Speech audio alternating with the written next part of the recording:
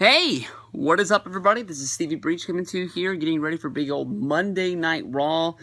Tomorrow night, it's going to be the 1st of August, kicking off the good old birthday month right up around the corner. I think that this Monday Night Raw, honestly, can build off of what is going down with last week. Of course, this is the start of the new era. I think that Monday Night Raw knocked it out of the park with a really good show. I heard good ratings, I heard good reviews, and then of course this week they're coming right back with the return of Brock Lesnar.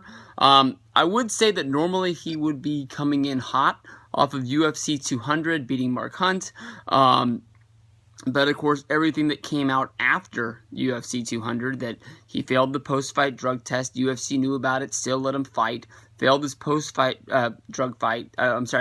failed his post-fight drug test, is not going to get fined, is not going to get suspended. Basically, UFC is looking at Brock Lesnar the same way that WWE looks at Brock Lesnar, that he is a special attraction, he is a big name, and more than likely, Brock isn't going to fight again for a good long little while, so it doesn't really matter if he is suspended, fined, or anything. They want to keep him as happy as can be. Next time that they run into a log jam, they can call Brock up, fill him in with a big fight, still sell some tickets. Of course, everybody knows about what happened to UFC 200 to make it the fiasco that it was. All started with Conor McGregor and his contract negotiations falling apart. From there, it went to Jon Jones getting suspended. From there, it was Brock Lesnar failing his drug test. More than likely, UFC realizing that he failed the drug test in the day of the event, changing the main event. So I think that most people wouldn't be able to call up and call for a refund, saying that UFC 200's main event ended in a no contest due to the fact that the fight was thrown out due to a drug failure, and getting refunds, and UFC finding a way to be able to keep their money. I don't think anybody puts that past there. But now here it is. Brock Lesnar is going to be coming to WWE, even though he failed the drug test. There is going to be no state commission that steps in and says that Brock is not able to fight or wrestle Randy Orton at SummerSlam. WWE basically looks at the failed drug test as if they know about it, but they're not going to do anything about it because basically it didn't happen on their watch, which doesn't make any sense because of the fact that we've seen like Rey Mysterio failed the drug wellness test while he was sitting at home, and he was rehabbing from an injury. Anytime you fail a drug test on WWE's watch, you're in trouble. But if you're on UFC's watch, no big deal because he's Brock Lesnar. The Brock's going to be coming in, hyping up the match, coming up at SummerSlam. I don't know if this is going to be his only appearance, but he was drafted to Raw. He was not on the draft show. He was not on the After 200 show.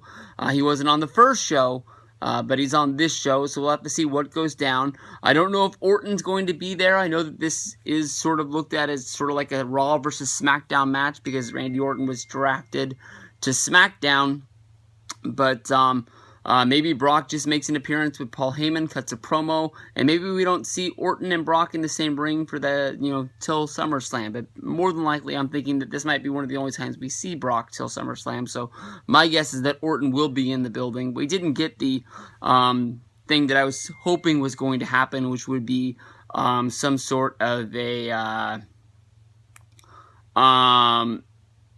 invasion. We didn't get to see Shane and Daniel Bryan show up with Dean Ambrose in the championship last week on Raw. They basically treated it as, this is Raw, this is SmackDown. That way somewhere down the road when they actually do, I don't know, bragging rights or, a big WrestleMania sort of dream match like Undertaker versus Shawn, Batista versus Umaga, Angle versus Shawn Michaels, something like that, that it really does matter that these guys are on different brands, and this is sort of looked like it's a dream match because it isn't going to happen on a normal Raw or a normal SmackDown or something along the way. But because of the fact that we haven't seen Brock since WrestleMania 32, I don't really know what to expect. I really thought that Brock was going to lose to Dean Ambrose in order to put Ambrose over, to make Ambrose a competitor, to go after Roman Reigns. Now looking at Dean Ambrose, who's been champion for almost about a month now,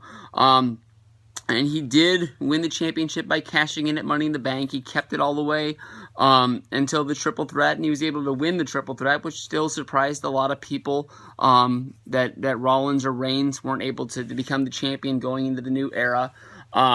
So, I mean, if you're looking back, how much bigger would it have been for Ambrose to win that match instead of just Ambrose and Lesnar having a match that nobody remembers? I mean, Ambrose brought out his weapons. He had the damn chainsaw that he wasn't able to start, and Brock kicked his ass for it. And he had the sledgehammer. He had, what else did he have? He had like 3 weapons. He brought them all out. Wasn't able to do anything with any of them. It is what it is. But Brock on Raw, we'll see. With the rest of Raw after Brock Lesnar, of course, the big thing that it got me more pumped up more than anything, that actually honestly got me heat in the house, because my girlfriend likes Finn Bálor a lot. I watched the Finn Bálor match against Roman Reigns as she was getting ready for us to go out to dinner, and I guess she didn't know what I was watching, and since I was so happy once it was over, we still haven't gone back and watched it for her. But Finn Bálor won the match. Fucking awesome. I did do a video about Finn versus Rollins, talking about how my emotions were so high, basically stating that maybe WWE is actually moving in the direction of starting the new era, and not doing the same old shit. Definitely for the last 2 years, we've been seeing the rise of Roman Reigns, something that I was behind. He is coming back from a drug failure, so he is sort of on WWE's shit list, you know, for somebody to be that guy who's supposed to be taking John Cena's role, you know, to be having to go out for 30 days, especially building up to a triple threat, which is supposed to be leading into this big brand split, not being able to be a part of Raw and SmackDown. That's a really big deal. But of course, bringing up Finn Bálor from NXT, I almost called it AAA, like we were talking about baseball.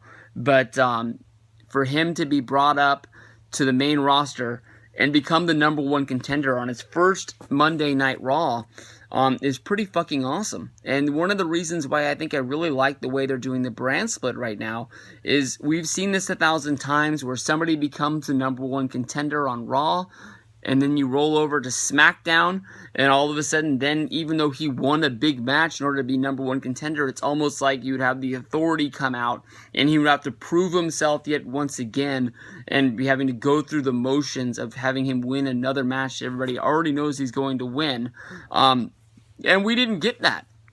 We've had a whole week set in of Finn Bálor beating Roman Reigns, and he's going to be going up against Seth Rollins. So a lot like watching Raw during the early 90s before SmackDown came along. We have 7 days to sort of wheel through everything and process what is going on with Finn Bálor versus Seth Rollins, and what is the next step for what is going to happen on Raw. We don't have to just sit and wait and then read the spoilers on Tuesday, knowing what's going to happen on Thursday, and it's going to happen. Finn Bálor beating Roman Reigns is a big deal. Finn Bálor versus Seth Rollins, honestly, in my opinion, is the main event of SummerSlam. Now that I think about it, Brock versus Orton is probably going to be the last match of the night. But if I sit down to watch SummerSlam, I can guarantee you that I'm going to turn the TV off after Rollins versus Finn, because I don't really want to see anything after that. That is my main event. That is what everything is going to be. Last week we had the surprise win of Sasha Banks over Charlotte. I think everybody has been thinking since WrestleMania time that Sasha was going to be having this SummerSlam moment, winning the title actually at SummerSlam at Barclays. Already announcing Charlotte versus Sasha Banks in the rematch for the title at SummerSlam. Sort of does scare me, the fact that is Sasha going to be able to score 2 victories in a row on Charlotte. Charlotte really is a big deal in the women's / divas, whatever you want to call it, division. I don't think she's going to lose 2 matches in a row all that often, but I think Sasha Banks, honestly, a lot like Becky Lynch, a lot like Paige, they've got a lot of girls that they need to really get going. And I don't want to see this championship. The championship is on Charlotte for a good, in my mind, I can't remember. She won the title somewhere around SummerSlam, and so she had that title for a good 8 to 10 months. Not SummerSlam, Survivor Series, I believe, is when she won that belt. So she had that belt for a good 10 months. That's a good long reign, especially coming off of Nikki Bella's reign. where she held the title and she was able to surpass AJ Lee's title reign. So I don't want to see this title changing every month. I don't want to see it changing every other month. But get these girls over to where these matches really mean something when they are on Raw, they are on SmackDown. A Sasha Banks versus Becky Lynch match or a Charlotte versus Paige match is going to mean something, even if it's not on pay-per-view, because you're sort of building rankings in the division of where these girls are going to be and where they're going with the championships. We saw a match from Braun Strowman. Sort of was wondering what was going to be going on with him due to the fact that he basically split from the Wyatts with the draft. I don't know, the guys that normally get squash matches end up getting squash matches for a couple months. You can think of Ryback when he first came in, when he started beating one jobber after another jobber, and that turned into two jobbers.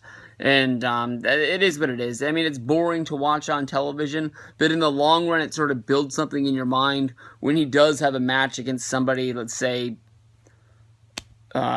Zack Ryder, when he actually gets somebody on the main roster, that this guy's won like 70 matches in a row, and it actually really does mean something. The club going after the New Day's championships, I think this really is going to mean something for Monday Night Raw. I don't think the club showed up on SmackDown, and if they did, I just honestly didn't hear about it because I didn't watch the show. I do like the fact that basically, Machine Gun Carl Anderson is coming out saying that the club runs Raw, the club runs SmackDown. They're not going to listen to WWE. If AJ Styles calls and says that he needs them, they're going to be there. I think that's going to be pretty cool. But I think the club needs to win the championships if they're going to be taken seriously. And the New Day's had the championships for a really, really long time. I know that they were a hit at Comic-Con. I know that they have their own cereal rolling out. But I think I'm not the only person in the world to say that the New Day has sort of run its course. That whole Sunny Day promo that was run on Raw last week was way too long and basically just really wasn't funny. And everybody knows how much I love Luke Gallows and Carl Anderson. Them having the gold is really going to mean something, especially coming off of their reigns in New Japan Pro Wrestling, and them, coming in. I would have put the championships on them right away to sort of say, like, hey, these guys mean something. You need to pay attention. And light a fire under these guys. So we'll see. Brock Lesnar, Finn Bálor, Seth Rollins. Going to be a good Raw tonight.